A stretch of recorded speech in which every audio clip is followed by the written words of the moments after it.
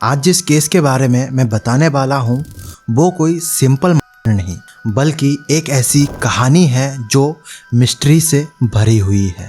हर एक पल में आपको एक नया ट्विस्ट मिलेगा। सोचकर देखिए, एक 19 साल की लड़की अपना बर्थडे सेलिब्रेट करने के लिए अपने दोस्त के अपार्टमेंट में जाती है।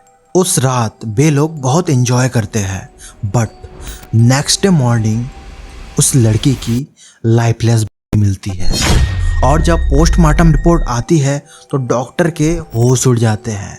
बॉडी में ज़रूरत से ज़्यादा अल्कोहल की मात्रा पाई गई।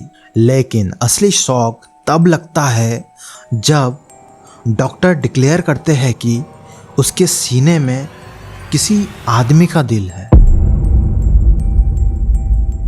और बस यही नहीं, फॉरेंसिक रिपोर्ट के अनुसार उसके बॉडी में सीमेन पाया गया। अब सवाल ये आता है, क्या उसके दोस्तों ने उसके साथ गलत चीज़ें किया?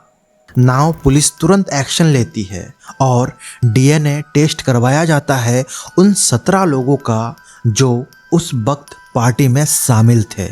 बट अनफॉर्चुनेटली किसी का डीएनए उस लड़की के डीएनए से मैच नहीं होता और वे लोग बेकसूर साबित हो जाते हैं। अब केस इतना उलझ जाता है कि लोकल पुलिस से लेकर क्राइम ब्रांच तक और फिर सीबीआई तक सब कंफ्यूज हो जाते हैं। दोस्तों, ये केस सिर्फ एक मर्डर नहीं बल्कि एक मिस्ट्री का मेज है जिसमें आप जितना आगे जाओगे उतना ही डीप और डार्क सच सामने आएगा। और इसी वजह से इसे कहा जाता है इंडिया का सबसे कॉम्प्लेक्स और मर्डर मिस्ट्री केस। ओके दोस्तों, welcome to the show. My name is Saurabh and you are watching the Sanam Hasan mysterious murder case. इस कहानी की शुरुआत होती है पुणे में रहने वाली 19 साल की एक लड़की से जिसका नाम था सनम हसन। उसके सपने बहुत बड़े थे। वो अपने पैरों पर खुद खड़ा होना चाहती थी। एक्चुअली सनम का होम टाउन मुंबई के बरसोवा एरिया में था जहां वो अपने माँ पापा और भाई के साथ रहा करती थी। फैमिली फाइनेंशियली वेल सेटल्ड थी। पैसों की कोई कमी नहीं थी क्योंकि उसके पापा एक सक्सेसफुल पर्सन थे। लेकिन सनम एक अलग सोच रखती थी। वो अपनी आइडेंटिटी खुद बनाना चाहती थी। इसीलिए उसने डिसाइड किया कि वो फैशन डिजाइनिंग का कोर्स करेगी और अपने इसी सपने को पूरा करने के लिए सनम मुंबई से पुणे शिफ्ट हो गई। बाय द वे, उसके पेरेंट्स हमेशा से ही सपोर्टिव थे और वो चाहते थे कि उनकी बेटी अपना पैशन फॉलो करे। She was a lucky girl, right? खैर, पढ़ाई के साथ साथ सनम ने फुटबॉल खेलना स्टार्ट किया। She was so hard working and fitness conscious. वो अपना खर्चा खुद उठाना चाहती थी, इसीलिए उसने पार्ट टाइम जॉब भी करना स्टार्ट किया पुणे के फोनिक्स मॉल के एल्डो स्टोर में, जहां से वो ठीक ठाक अर्निंग कर लेती थी। पुणे में उसके बहुत सारे दोस्त बन गए। उन्हीं में से उसका एक बेस्ट फ्रेंड था जो सनम के साथ एल्डो स्टोर में काम करता था। सब कुछ वैसा ही चल रहा था जैसा सनम चाहती थी। उसके फैमिली भी उस पर प्राउड करते थे। उन्हें अपने बेटी के आगे बढ़ने का जुनून देखकर सुकून मिलता था। फिर जिंदगी में एक ऐसा पल आया जिसने सब कुछ बदल कर रख दिया। 2 अक्टूबर 2012 का वो दिन जो सनम के लिए बहुत ही स्पेशल था because it was her birthday. उसके पेरेंट्स स्पेशली उस दिन पुणे आए थे और दिन भर उसके साथ घूमते फिरते, होटल्स में डिनर करते और खुशियाँ शेयर करते। बट रात हमेशा एक नई कहानी लेकर आती है और उस रात की कहानी कुछ अलग ही थी। सनम ने अपने पेरेंट्स से कहा कि उसके बेस्ट फ्रेंड ने उसके लिए एक बर्थडे पार्टी अरेंज किया है। एक्चुअली ये वही लड़का था जो सनम के साथ एल्डो शोरूम में काम करता था, मोहनीश विजय। पूरा दिन अपने पेरेंट्स के साथ एंजॉय करने के बाद वहाँ शाम को अपने दोस्तों के पास चली जाती है। पेरेंट्स और भाई उसी होटल में ही रुक जाते हैं जहां से उन्होंने खाना खाया था। होटल से लगभग 8 किलोमीटर दूर एक दोस्त के फ्लैट में मोहनीश विजय इस बर्थडे पार्टी को ऑर्गेनाइज करता है।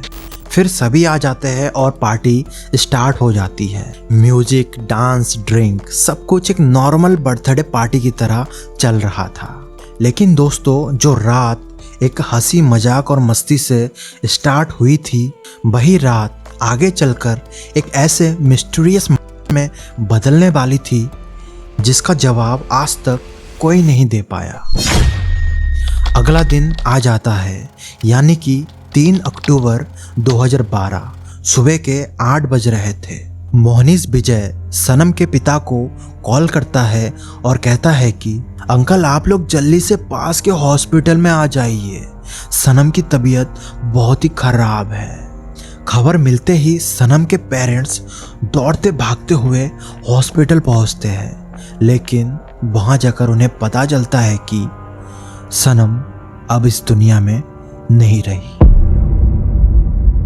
इस इवेंट से सनम के पेरेंट्स शॉक में चले जाते हैं, क्योंकि कल तक तो उनकी बेटी ठीक थी, फिर अचानक ऐसा क्या हो गया।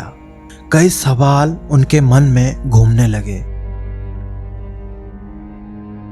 फिर मौके पे पुलिस आ जाती है और लाइफलेस बॉडी की जांच कर उसे पोस्टमार्टम के लिए भेज दिया जाता है। जब पोस्टमार्टम रिपोर्ट आती है ना, तो सबके पैरों तले जमीन खिसक जाती है। रिपोर्ट में आया कि सनम के में काफ़ी ज़्यादा मात्रा में अल्कोहल था, यानी कि किसी ने उसे ज़बरदस्ती पिलाई या फिर उसने अनजाने में पी लिया। एंड देन डॉक्टर्स ने कहा कि अल्कोहल के ओवरडोज एंड हार्ट अटैक के कारण उसकी चली गई। साथ ही फॉरेंसिक रिपोर्ट के अनुसार सनम के बॉडी में कुछ सीमेन के सैंपल भी मिले, जिससे ये पता चलता है कि इससे पहले सनम के साथ संबंध बनाया गया था। बट ये क्लियर नहीं हो पाया कि ये संबंध जानबूझकर बनाया गया या फिर जबरदस्ती। ये केस तब और भी ज़्यादा उलझ जाता है जब डॉक्टर्स कहते हैं कि सनम के सीने में एक आदमी का दिल है, जो कि सनम और उसके माता पिता के डीएनए से मैच नहीं कर रही है। एक के बाद एक आ रहे सस्पेंस ने सबका दिमाग हिलाकर रख दिया। फिर पुलिस ने इन्वेस्टिगेशन स्टार्ट किया और उन 17 लोगों का डीएनए टेस्ट करवाया जो कि उस रात उस पार्टी में शामिल थे। बट अनफॉर्चुनेटली उनमें से कोई गुनहगार नहीं था। इसी वजह से केस और भी ज़्यादा पेचीदा हो गया कि आखिर कातिल है कौन। इसी बीच सनम के फैमिली ने उसके दोस्तों पर एलिगेशन लगाते हुए कहा कि इन्हीं लोगों ने मेरी बच्ची के साथ गलत काम किया और फिर सबूत मिटाने के लिए उसे ख़त्म कर दिया। और ये भी कहा कि मेरी बेटी एक दिन पहले ही फुटबॉल खेल कर आई थी और वो फिटनेस को भी मेंटेन कर रखती थी, मतलब जिम जाती थी, और कभी भी उसे हार्ट की बीमारी नहीं हुई, तो हार्ट अटैक का सवाल तो पैदा ही नहीं होता। बट अनफॉर्चुनेटली ऐसा कोई एविडेंस नहीं मिल पाया जिससे ये क्राइम प्रूफ हो सके। जब पुलिस से कुछ नहीं हो पाया तो उन्होंने इस केस को क्राइम ब्रांच के पास हैंड ओवर कर दिया। बट अफसोस वो भी इस मिस्ट्री को सॉल्व नहीं कर पाए।